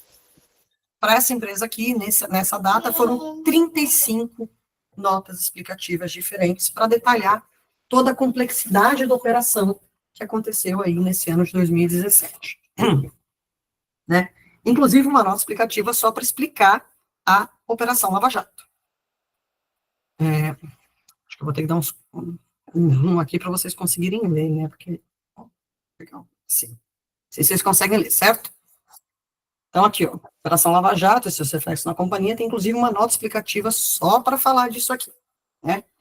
E aí, geralmente é isso, as primeiras notas, elas vêm ali explicando um pouco do contexto da empresa. Então, a companhia, suas operações, a base para elaboração, então, nessa base de elaboração, ele vem trazendo ali quais foram as premissas adotadas, quais foram as condições consideradas. Geralmente, elas se repetem de um ano para o outro, porque as bases são sempre as mesmas, né? Nesse caso, teve essa especial da Operação Lava Jato, traz ali um sumário das principais práticas contábeis, então, quais foram as escolhas contábeis que a empresa fez, qual foi o modelo de depreciação que ela adotou, se é linear, se é para produção, qual foi a forma de custeio do estoque. Então, práticas contábeis, né, são essas escolhas possíveis que eram previstas ali no CPCs, ela vai dizer qual foi a que ela adotou e como que ela manteve a consistência nessa adoção. Depois também traz um pouquinho ali sobre como ela faz as estimativas e os julgamentos, então vai ter algumas coisas que estão estimadas e quais são as regras que ela usa, quais são novas normas e interpretações que foram adotadas nesse período, então se alguma nova norma foi publicada, alguma adequação foi feita, é nessa nota que ela vai trazer esse detalhamento, e a partir da nota 7, ela vai trazer uma abertura de todas as contas de ativo e passivo que forem necessárias. Então, nem todas as linhas do balanço vão ter uma nota explicativa, algumas linhas vão estar agrupadas, várias linhas numa única nota, porque tem a mesma natureza, mas todas as contas relevantes acabam tendo uma nota explicativa que faz alguma abertura, algum detalhamento do saldo que é apresentado. Meramente um saldo é difícil da gente compreender, a nota explicativa vem para resolver esse problema, tá? Então, o que geralmente acontece é, você abre a demonstração e você está interessado em alguma coisa específica. Eu quero ver, por exemplo, como que foi feito a parte de, vamos lá, intangível, quais são os intangíveis que foram constituídos nesse período. Eu posso ir direto na nota 13 e ler ali o que ela tem a dizer sobre os intangíveis dela, tá? E aí, à medida que eu vou passando as páginas, ele vem trazendo, então, as informações. Então, seguindo o índice, né, começa aqui com balanço, e aí, essa que é a parte muito interessante das notas explicativas, que é, a gente tem aqui, na frente da conta, o número da nota que vai detalhar a informação que a gente pode querer. Então, como eu falei, existem alguns agrupamentos. Ó, a nota 21 está agrupando informações de todas as contas relacionadas a impostos, tanto ativas quanto passivas, tanto de curto prazo quanto de longo prazo. Então, você tem ali que a nota 21 vai trazer detalhamento sobre imposto de renda e contribuição social a recuperar, sobre impostos e contribuições a recuperar, sobre valores diferidos, sobre valores a pagar, tá tudo ali. Agora eu quero ver especificamente esse saldo aqui de depósitos judiciais, olha, valor grande aqui, né? Interessante também a gente sempre ver qual é a moeda e qual é o volume de valor que a gente está falando. Então, os valores aqui apresentados são em milhões de reais. Então, são 17 mil milhões de reais, 17.120 milhões de reais de contas a receber. E aqui o da contingência, né, 18.465 milhões de reais em depósitos judiciais. Eu quero entender que número é esse. Então, eu vou lá na nota número 30 e eu vou ter a explicação desse valor, alguma abertura ali. Nesse mesma nota 30, eu vou ter alguma coisa sobre valores de processos judiciais, tá vendo? Provisão de processos também está nessa mesma nota 30. Eu tenho aqui caixa equivalente de caixa na nota 7. Dentro dessa nota eu também vou ter títulos e valores imobiliários, tanto de curto quanto de longo prazo. Então, são esses agrupamentos que a empresa vai fazendo. Eu olho a conta que eu tenho interesse em entender aqui, tá? Aqui no balanço, né? A conta que me interessa, que eu quero ver qual é a explicação, e eu vou lá no número da nota e consigo fazer a leitura, tá? Então, à medida que eu for descendo as páginas, ele vai trazendo as próximas informações. Agora foi para a demonstração do resultado. Mesma coisa, aqui dentro da demonstração de resultado, tem uma série de contas que eu quero mais detalhamento. Como é que está dividida essa receita de vendas? O que são esses custos exploratórios dessa ação de petróleo e gás? O que eu tenho aqui de impairment? Como que está aberto o meu resultado líquido? Como que está a parte de investimentos? O imposto de renda tem uma parte que está no balanço, ativo e passivo, mas tem uma outra que está aqui no resultado. É a mesma nota 21 que vai trazer essa informação, tá? Então, eu vou passando primeiro pelas demonstrações, na ordem delas, né? Então, saí do DRE, então, a partir do DRE eu faço resultados abrangentes, terminei resultados abrangentes, vou cair no fluxo de caixa, e aí, veja, ele está fazendo pelo formato indireto. Parte do lucro, do prejuízo do exercício, faz os ajustes daqueles itens que ou não são operacionais ou não afetam na caixa, depois ele vem com a redução ou aumento de ativos e passivos operacionais, e chega nos recursos líquidos gerados pelas atividades operacionais. Depois ele vem com a parte de investimento e de financiamento, né? E então eu tenho aqui que a variação de caixa, né? Nesse caso aqui, em 17 foi um aumento e em 16 tinha sido uma redução, foi desse montante aqui. Depois vem a DMPL, né, que até eu tinha colocado lá no slide. Então, partindo de 1º de janeiro até 31 de dezembro, depois partindo de 1º de janeiro até 31 de dezembro, todas as alterações que aconteceram, todas as contas que estão dentro do grupo, até chegar aqui no efeito, né, total, consolidado. E aí, sim, vem a DVA. A DVA está aqui. Receitas, insumos, valor adicionado bruto, mesmo formatinho que está proposto lá no CPC 09, eles adotaram aqui, e aí, inclusive, abrindo, né, remuneração direta, participação nos resultados, quais foram os benefícios que ele tem, ele abre os tipos de benefícios que ele pagou, os tipos de tributos, o que veio ali de instituições financeiras, o que foi para os acionistas, foi o total de valor adicionado distribuído, total de riqueza criada. Então, a Petrobras, em 2017, gerou 216 mil milhões, 216.014 milhões de riqueza. Como que essa riqueza foi distribuída? Aí, é essa parte aqui que está para baixo, né? Legal. Aí vão vir as notas. Então, primeiro, companhia e suas operações, aquela questão do controle. Então, quem é a companhia, o que significam as coisas, como que as coisas aconteceram aqui, qual é a base para as demonstrações. As demonstrações, elas são consolidadas, então, de acordo com as IFRS, que são emitidas pelo IASB, né, e também estão em conformidade com o Comitê de Pronunciamentos Contábeis, e as demonstrações foram aprovadas pela CVM, tá? Especificamente sobre o DVA, então, eu estou adotando aqui, viu que isso aqui é logo depois que foi criada a DVA, então, eu estou fazendo a publicação dela, é assim que eu estou usando para fazer a DVA. A Petrobras tem moeda funcional, essa informação aqui é importante, porque qual é a moeda funcional? Porque eu tenho uma parte em dólar da operação, isso poderia mudar a moeda que eu adoto. Aí veio só sobre a Lava Jato, desde 2009, o que aconteceu, a partir de 2014, o que aconteceu, quais foram os impactos. O que eu tenho aqui de ajuste de ativos que foram afetados por esses gastos adicionais. Tá tudo ainda dentro da Operação Lava Jato, uma nota bem grande, tá? Principais práticas contábeis, então, qual é a minha base de consolidação? Por segmento de negócio, eu tenho algumas informações. Como é que eu trato os instrumentos financeiros? O que está em caixa, equivalente em caixa? Então, aqui ainda não é a nota explicativa do saldo da conta, sim a prática contábil, o tratamento que eu dou para esses instrumentos financeiros, né? E aí tem também coisa a receber, financiamentos, todos os tipos de instrumentos financeiros que ela tem, inclusive arrendamentos mercantis, tem bastante coisa nessa nota, uma nota também bem detalhada. Depois vem para estimativas e julgamentos, como é que eu faço estimativa de reserva de petróleo e de gás, como é que eu avalio mudanças nesse valor, quais são minhas premissas para fazer teste de recuperabilidade, também estão afetados por essas estimativas. Eu faço estimativa de impairment usando unidades geradoras de caixa, qual é a base que eu uso para definir essas unidades geradoras de caixa. Eu tenho benefícios de pensão e outros benefícios pós-emprego, então quais são as premissas que eu adotei para esses valores. Aqui a gente já está na página 31, e nem chegamos nas notas explicativas dos saldos das contas. E aqui, finalmente, a gente vai entrar um pouquinho mais para baixo. Tá, entramos aí, efetivamente nas notas explicativas, tá? Então, dos saldos, efetivamente, ali que eu tenho, que eu quero entender. Então, como é que eu trago? Eu trago ali o saldo, tá bom? O saldo é aquele valor que está no balanço.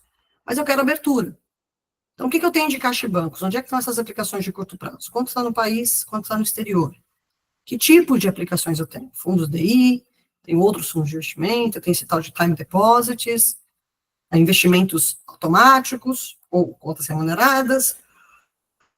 Ela tinha, inclusive, títulos do Tesouro Americano em 2016, depois em 2017 não tinha mais, né? E aqui ele vem trazendo, inclusive, uma explicação em texto. Então, como é que foi feito, né? As principais, eu usei para fazer serviço da dívida, ou seja, para pagamento de juros, né? Teve alguns pré-pagamentos. Depois eu tenho uma parte só de títulos e valores mobiliários, que são as aplicações financeiras.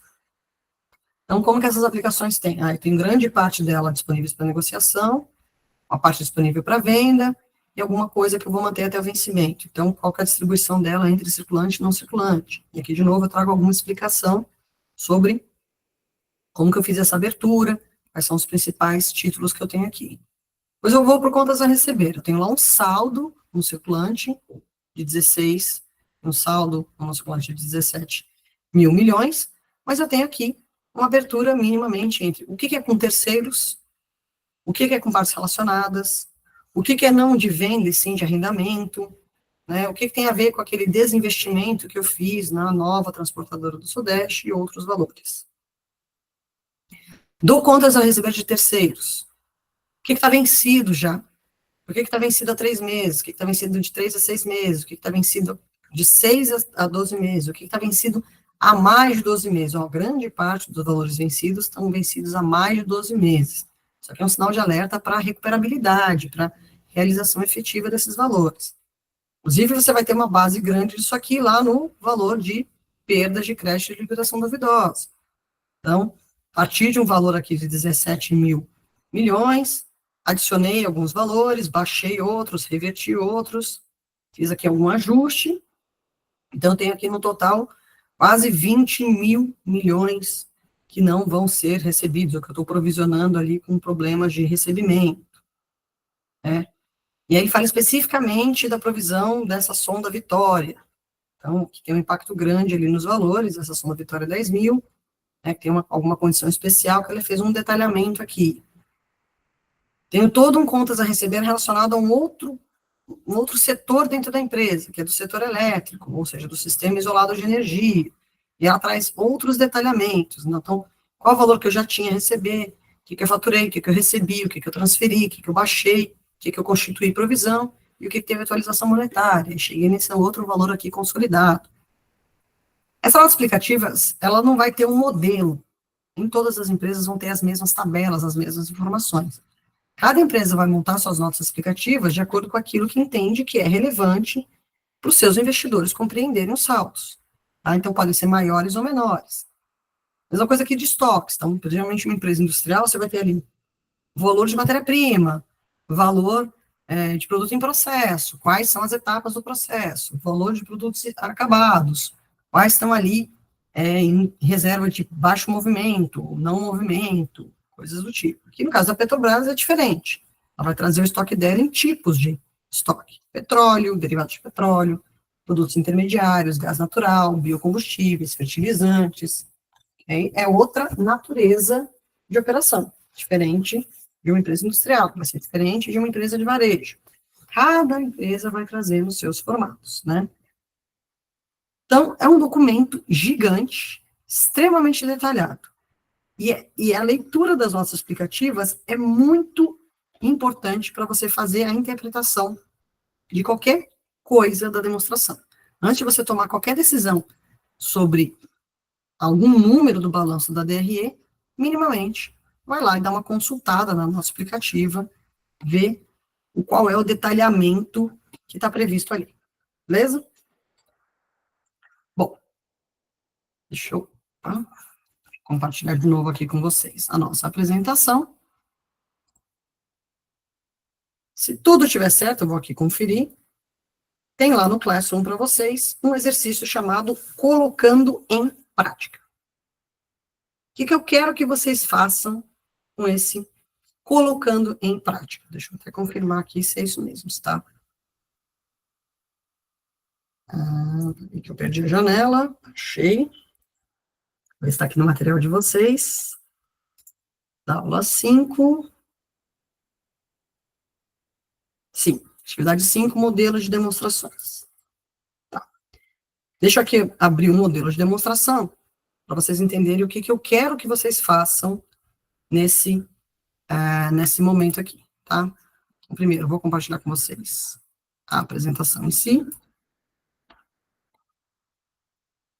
Então, o que eu quero que vocês façam? Eu quero que vocês, partindo das diferentes operações que estão listadas naquele documento, que vocês preparem as demonstrações.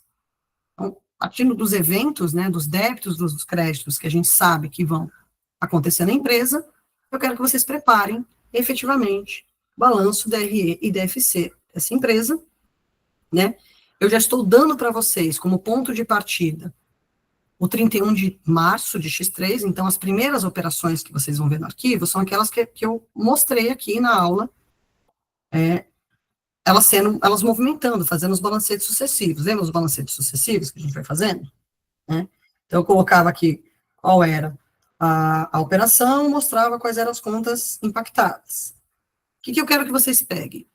Que vocês transfiram essa informação para cada uma das demonstrações. Então, pegando aqui só o primeiro lançamento, entrada lá da integralização de capital no caixa e no capital social. Tem algum impacto em DRE? Não, não tem. Não tem nenhum resultado do período. A única operação aqui é com acionistas e a gente falou que isso não é considerado receita. Então, na DRE não tem nada. Mas se eu fosse fazer uma DFC nesse momento, teria algum impacto? Teria. Eu tenho efetivamente uma variação de caixa de 50 mil, que veio de uma operação de financiamento, que foi a emissão de ações, emissão de cotas sociais. Por isso eu tive essa visão aqui. E no momento em que eu adquiri materiais à vista, então a gente tinha feito o balanço sucessivo, mostrando que saía do banco e entrava no estoque, então o balanço a gente já tinha feito. Tem impacto de resultado? Não, não tem impacto de resultado ainda. Eu não fiz nenhuma venda, não corri nenhum custo, eu só estou ali mudando a alocação do meu recurso. Agora, se eu fosse no fluxo de caixa, teria impacto? Teria. Então, agora eu tenho o pagamento de fornecedores aqui de 10 mil, porque a compra foi feita à vista, por isso é o do banco. Eu ainda tenho a emissão de ações, de cotas ali, então, é assim que eu explico como é que eu saí de 0 para 40 mil, né? A partir do início, que era 0, agora eu tenho 40 mil no caixa. Então, foi isso que aconteceu aqui. Próxima operação que eu tinha feito, uma mudança no valor do mercado. Altera alguma demonstração? Não, a gente já tinha falado sobre isso, nem balanço altera. Né? Então, a empresa, ela não tem intenção de vender, então isso não vai afetar em nada ali o valor do meu ativo, né? Eu não tenho nenhuma mudança, nesse caso aqui, para me preocupar com realização, né, com perda de valor no estoque. E, a princípio, eu entendo que ainda existe um mercado onde eu consiga realizar essa venda, então não tem nenhum impairment, tá? Pois a próxima operação que a gente tinha feito era a aquisição ali do edifício. Então, a gente tinha montado o balanço, né? Parte financiada ali no curto prazo, parte no longo, porque são 30 meses no total, diretamente com o próprio proprietário. Então, contas a pagar aqui, de curto e de longo prazo, a formação do edifício. Tem algum resultado nesse período? Não, não tem nenhum resultado ainda. Mas tem mudança no meu fluxo de caixa? Sim. Né? Eu tenho a compra de um imobilizado, que é uma atividade de investimento, que vai consumir 150 mil de caixa, sendo que eu tive um ingresso aqui de empréstimo de 150 mil. Aqui eu poderia até ter feito a quebra entre curto e longo prazo, tá? Mas, a princípio, a gente entende que 30 meses é longo prazo, e depois a gente faz a alocação entre curto e longo prazo. Então, foi assim que eu saí de 0 para 40 mil. Entrou 150 mil de financiamento, entrou 50 mil de ações ali, né, de acionistas, então, no total, eu tive 200 mil de dinheiro que veio de financiamento, 150 eu apliquei no investimento, que é o imobilizado, e 10 eu apliquei ali nas operações, que foi pagamento de fornecedores. Ah, e depois eu adquiri um móvel para o escritório, mesma coisa de novo. O balanço a gente já tinha feito, 1.500 de imóveis e um valor aqui a pagar, porque o pagamento é a prazo. Ainda não teve nenhum impacto na DRE, mas teve impacto no fluxo de caixa. Eu tenho aqui uma nova fonte de financiamento, essa já nasce no curto prazo, um novo aumento aqui na conta de imobilizado. E assim por diante, tá, pessoal? Então, eu deixei aqui no material para vocês consultarem todas aquelas alterações que a gente já havia feito na outra aula, que a gente tinha visto só os balanços sucessivos. Coloquei também impactos de TRE e de DFC, pelo método direto, todas elas, para vocês terem aqui para consultar. E agora, o que eu estou colocando para vocês são outras operações, tá? Então, eu tenho aqui, para esse fechamento de 31 de março, essas informações já estão consolidadas, a gente já tinha feito o balanço, eu não tive nenhuma operação que afetasse a DRE, e a consolidação final aqui do meu DFC é essa daqui. Somando tudo que eu recebi de cliente, tudo que eu paguei de fornecedor, todos os investimentos que eu fiz, todas as fontes de financiamento que eu tive, o meu caixa era zero no início da operação, terminou sendo 37 mil. A movimentação que eu tive de DMPL foi aquele capital, né? Então, iniciei o período aqui com 50 mil de capital, saiu uma sócia, entrou outra sócia, virou 60 mil. E aí, o que eu tenho é esse arquivo, que está lá no Classroom, atividade 5, modelo das demonstrações, que tem mais outra série de lançamentos que eu quero que vocês façam a mesma coisa. E aí, vocês escolhem se vocês vão fazer o reflexo nas demonstrações para cada lançamento, ou se vocês vão agrupar em algum lugar, em algum razonete, e depois vão lançar essa informação lá nas demonstrações, tá? Então, deixa eu só pegar aqui, cadê?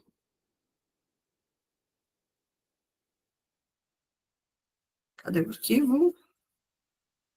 Eu já estou me perdendo aqui nas telinhas que eu fui abrindo, peraí. Ah, tá aqui, tá no Classroom. Ok. Então, se vocês entrarem lá no Classroom, vocês vão achar esse arquivo, chamado Aula 5, Modelo das Demonstrações. O que que você tem nele? Na primeira parte aqui, você tem a lista dos lançamentos. Então, os primeiros lançamentos que eu já mostrei para vocês, eu já, inclusive, coloquei aqui. Qual é a conta devedora, qual é a conta credora, tá? Os outros, eu tenho só a descrição deles, a data, a descrição e o valor. Vocês agora vão ter que fazer aquele exercício de pensar qual é o débito, qual é o crédito que vai ser realizado. Uma vez feito esses lançamentos todos aqui, na lógica do diário, né, do livro Razão, vocês podem usar razonete se quiserem, eu até deixei aqui preparado, se vocês quiserem usar como suporte. Então, o saldo inicial são os lançamentos que já aconteceram, né, os valores, então, de 31 de março, saldos de 31 de março estão aqui, e aí depois a gente tem aqui, né, as demonstrações, que partem inicialmente do saldo igual ao anterior, mas à medida que a gente for fazendo as alterações, elas vão se modificando. Eu quero que vocês vão fazendo esses lançamentos, vão identificando em que conta que vai entrando cada um dos efeitos, para ao final ter um novo balanço, ou seja, o balanço de 30/4, com os novos saldos, tanto para ativo quanto para passivo e patrimônio líquido. Se tiver operações que afetem o resultado, os efeitos aqui no resultado, e o método, o demonstração de fluxo de caixa, tanto pelo método indireto quanto pelo método direto. Essa é a tarefa de hoje, de atividade que vocês têm para fazer, tá? Então, de novo, eu vou deixar esse período da aula mesmo, né, agora do intervalo que a gente começaria, até o final da aula, para vocês fazerem os lançamentos. Amanhã de manhã eu vou liberar no Classroom o arquivo com as respostas, para vocês conferirem. Retomando quem entrou depois, a gente não vai se encontrar amanhã de forma síncrona, às 8 da manhã, porque tem o pessoal de Maués que vai ter um corte de energia programada e não conseguiria acompanhar as discussões. Então, eu combinei com a coordenação que a gente vai iniciar o nosso momento síncrono às 2 da tarde. E aí, nesse momento síncrono, a gente vai retomar, né, essa resolução aqui. E aí vocês vão ver se tiveram dúvidas, se fizeram muito diferente do que eu apresentei aqui na resolução. A gente pode discutir os pontos que apresentaram diferença. Mas o foco vai ser a gente fazer um outro exercício em conjunto. Eu tinha colocado aqui que era na manhã do sábado, então agora é na tarde do sábado. Um outro exercício em conjunto, que é esse revisão do orçamento. Então, eu vou ter uma parte inicial da tarde do sábado, em que eu vou passar mais um pouco de conceitos com vocês, inclusive a parte de GECOM, né, de gestão econômica, e na parte final da tarde, eu preciso que vocês tenham algum dispositivo com acesso ao Excel ou ao Google Planilhas, para a gente acompanhar e fazer em conjunto esse exercício de revisão de orçamento, que vai ser a nossa última atividade síncrona e atividade de participação aqui da disciplina, tá? Depois, e a avaliação? Quando que a avaliação vai ser feita? Então, por conta dessa mudança do plano, que a gente não vai ter mais a parte do sábado da manhã, a avaliação ela vai ficar aberta e disponível para ser executada dentro do Classroom durante o domingo. Então, no domingo, vocês se programem aí durante 2 horas, aí, pelo menos, né? Vocês têm até umas 4 horas, assim, mais do que suficiente para resolver as questões propostas. Vocês vão acessar o Classroom, vai ter lá um formulário, e aí vocês vão respondendo no formulário as questões, para depois eu fazer a correção, tá? Dúvidas aqui?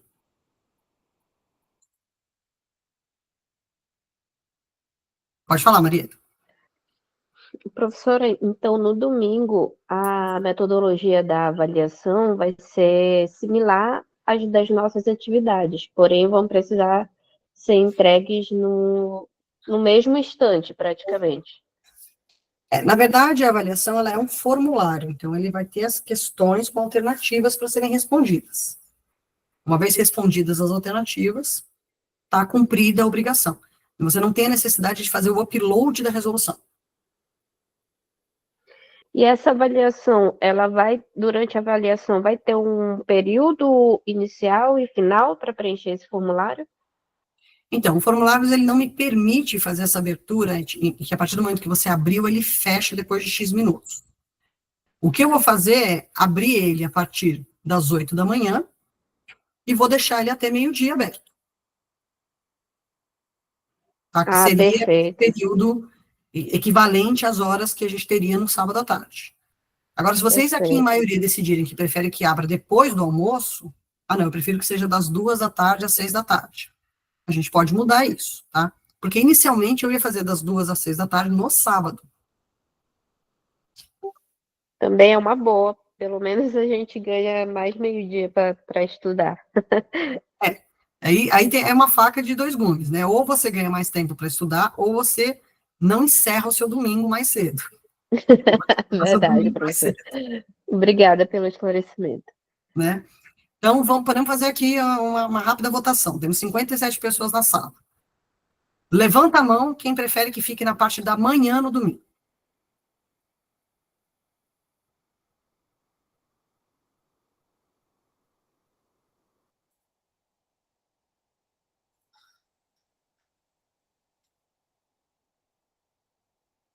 Doze de 57, é isso? 15. Mais alguém? Eu não tenho acesso ao grupo do WhatsApp, Danilo. Eu não consigo fazer enquete lá.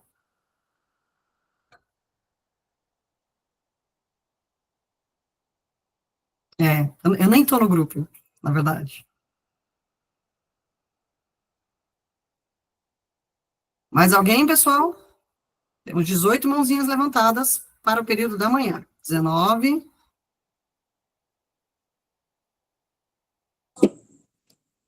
E professora, o horário Oi. da manhã é de 8 às 12 horas ou até às 14? Não, o período da manhã é das 8 ao meio-dia. Tá. E à tarde seria qual horário? Das 14 às 18. Tá, ok. No caso, a atividade de hoje, professora, é a entrega da DRE. Desculpa, não entendi. Entrega da DRE? Isso, aqui do exercício que a senhora sugeriu pra gente. O exercício de hoje, para alguma atividade de participação, eu acho que ele está até amanhã cedo, até amanhã às 7, se eu não me engano. Eu posso estender um pouco esse horário, porque a gente não vai ter a parte da manhã, né? Eu posso revisar aqui para a gente deixar até amanhã ao meio-dia. Então, no caso, é as DF6 e DRE, certo? Baseado nas transações aqui da primeira página do arquivo. Balanço, DRE e DFC. Certo, perfeito.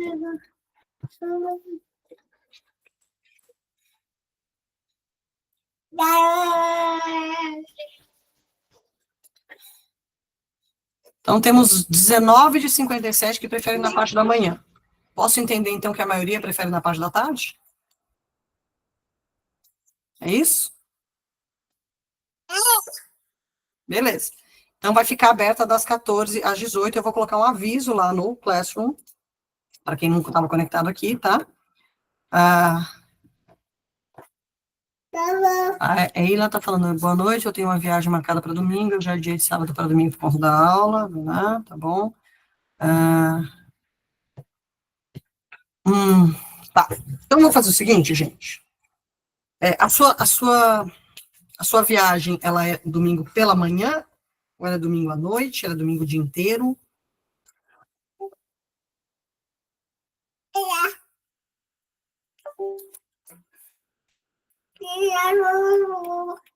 Pode abaixar.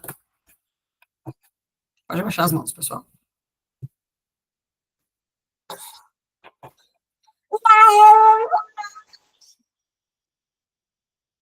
Eila, que tinha comentado sobre a viagem, explica para mim. A viagem é o dia inteiro no domingo? Tem algum momento do domingo que funciona para você?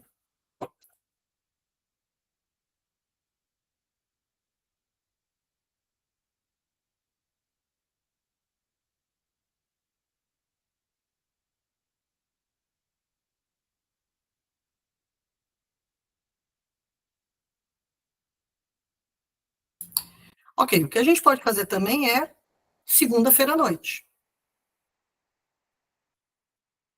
Eu deixo aberta a prova para ser resolvida no horário que seria, porque vocês não estão tendo aula na segunda-feira, né?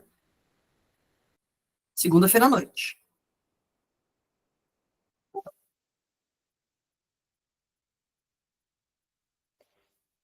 Segunda-feira, das 18 às 22.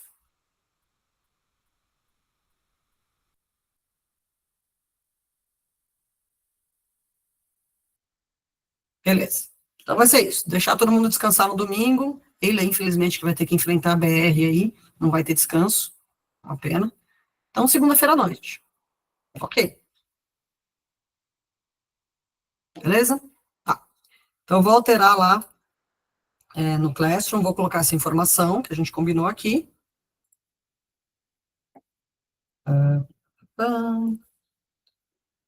Então, outra coisa que eu vou alterar agora é a entrega, né, dessa atividade. Eu vou deixar essa entrega para amanhã ao meio-dia.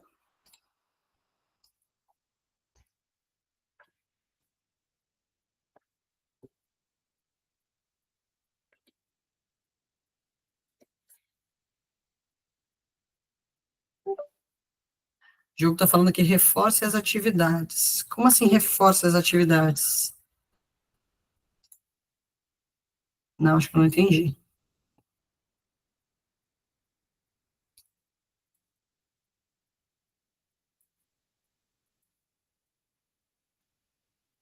Ah, são todas as atividades que estão ali no Classroom.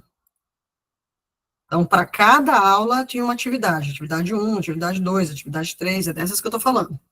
Tá? A atividade 1 era o caso Santini, atividade 2 é o caso Lesírias, 3, caso Rovione, 4, caso Sonai, quinta atividade, que é dessa aula aqui, é esse modelo das demonstrações, então, que vocês vão fazer todos os lançamentos, refletir balanço DRE e DFC, que vai ter a solução proposta disponível a partir do meio-dia e 10, né, já que a entrega é até meio-dia, e a gente vai ter a aula, né, o contexto, né, a apresentação da aula 6, começando às 2 horas da tarde amanhã, e uma parte da tarde, depois que eu fizer a apresentação, né, a parte do conceito, a gente vai fazer em conjunto uma atividade que eu estou chamando aqui de revisando o orçamento, tá? E aí essa atividade vocês vão ter até domingo para entregar, até na noite do sábado para entregar, tá?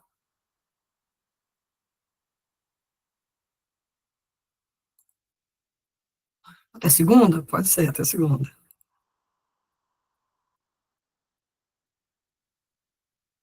Então, vou colocar aqui entrega para segunda-feira, às 11 da manhã, como a gente estava fazendo com os outros casos, né? Ok.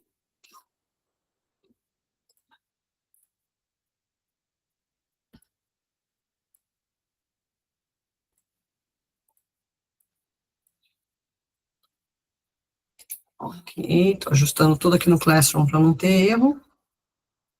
Então, a avaliação, ela vai ficar disponível na segunda-feira à noite, a partir das 18 horas até as 22 horas.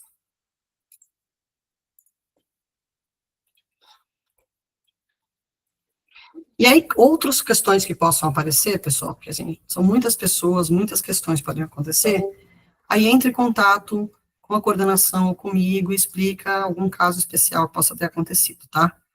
Então, fiquei sem internet, tive um problema na hora que não salvou o formulário, alguma coisa assim, aí a gente vai ter que tratar caso a caso, tá? Porque eu sei que problemas podem acontecer, tá? Mas tentem se programar para ter aí uma conexão minimamente estável, para conseguir acessar o Classroom, acessar esse formulário e ter a resolução ali da avaliação dentro desse período, tá bom?